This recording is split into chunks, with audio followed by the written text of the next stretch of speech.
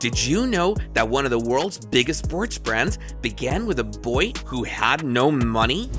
That's the incredible story of Nike. With dreams and determination, he transformed his vision into a global icon. Let's explore how it all began. Let's start with Phil Knight's early years. After earning a degree in journalism from the University of Oregon, Knight wasn't sure what to do next. He had always loved running, even competing on his university's track team under the legendary coach Bill Bowerman. But he knew he wasn't going to make a living as a professional runner. Like many young graduates, Knight was struggling to find his path. He spent a year in the Army, hoping that experience might help him figure out his future. Sadly, it didn't.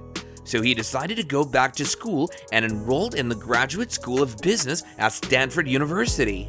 This decision turned out to be life-changing for him. It was during a class at Stanford that Knight came up with an idea that would eventually become the foundation for Nike. The assignment? Create a business plan. Knight began thinking about the sports shoe market in the US, which at the time was dominated by two major German brands, Adidas and Puma. Then, something clicked. Japanese cameras had recently taken over the market from expensive German cameras like Leica. Could Japanese sports shoes do the same to Adidas and Puma? Knight thought they could, and this became his first spark of inspiration.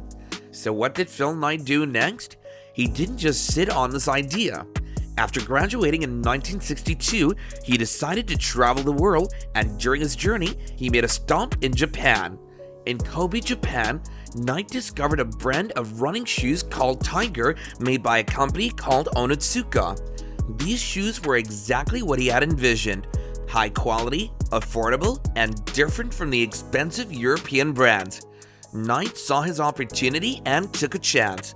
Without a real company or any business experience, he cold called the executives at Onitsuka, convincing them that he was a US distributor looking to sell their shoes in America. It was a bold move for someone with no resources, but the gamble paid off. Onitsuka agreed to send him some samples. Back in the US, Knight was waiting anxiously for those first shoes to arrive.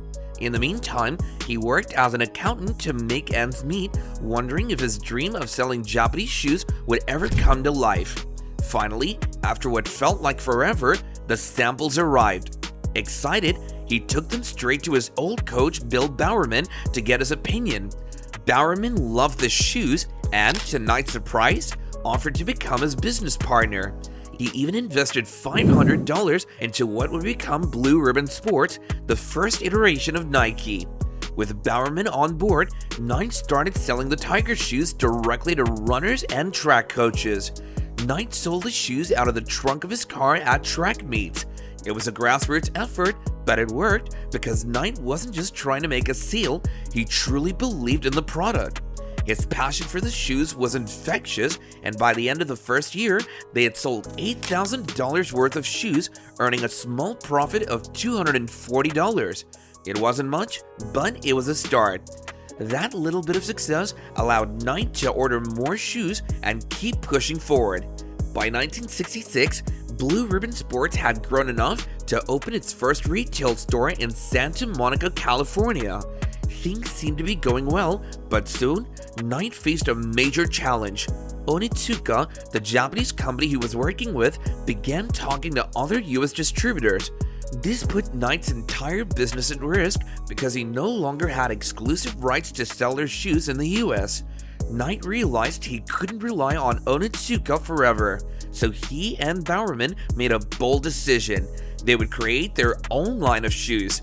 This marked a turning point for the company. Blue Ribbon Sports was rebranded as Nike, a name suggested by Jeff Johnson, one of the company's first employees. Johnson dreamt of the name Nike, which was the name of the Greek goddess of victory.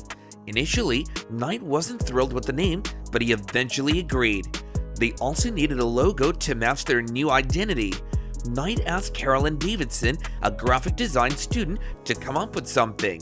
She created the famous Nike swoosh that we know today, and although she was only paid $35 for her work, it would go on to become one of the most recognizable logos in the world. Their first big product was the Nike Cortez, a running shoe designed by Bowerman. The Cortez became a huge hit, especially during the 1972 Olympics. This success helped put Nike on the map, but Knight knew it wasn't enough to compete with the major brands like Adidas and Puma.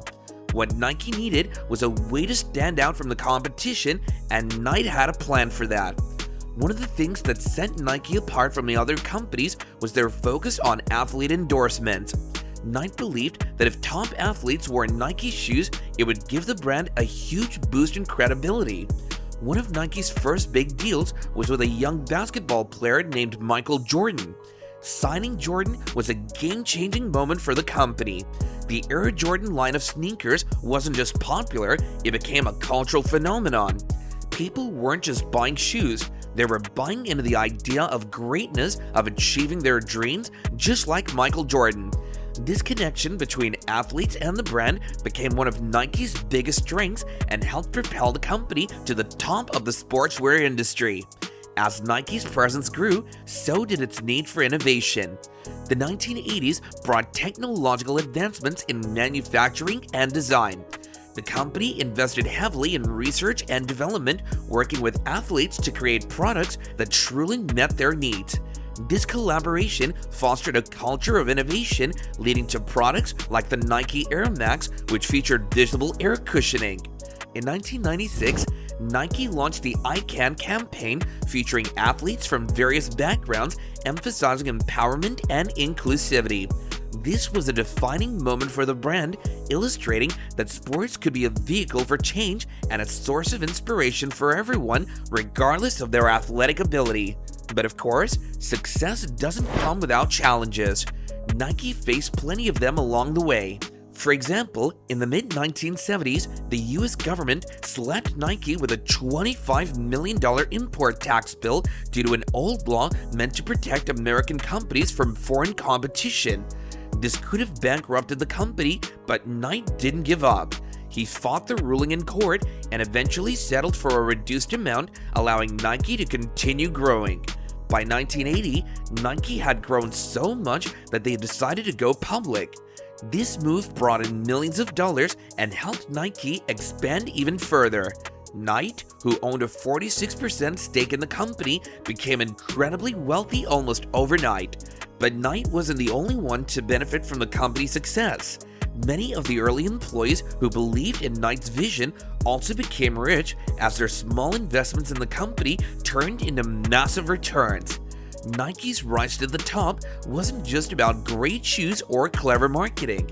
It was also smart decisions, resilience, and knowing when to take risks. If you enjoyed this video, make sure to like, subscribe, and hit the notification bell so you don't miss any of our latest updates. Do let us know your thoughts in the comments section, and we'll see you guys next time.